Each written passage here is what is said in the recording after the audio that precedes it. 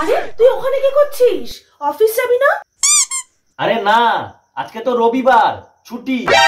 ও হ্যাঁ রবিবার, কিন্তু তুই ওখানে তাওয়ার উপর মাথা রেখে কি করছিস?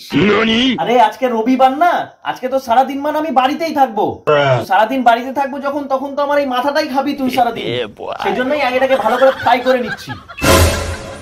আমি তোর মাথা খাই? ও সরি সরি সরি, তুই না, পৃথিবীর প্রত্যেকটা বই খাই বরের মাথা। আমি মাথা খাই না? একটা কাজ কর, মাথার মধ্যে একটু নুন চিনি ভালো করে মিশিয়ে নে। আমি মাথা খাই। কি হরে?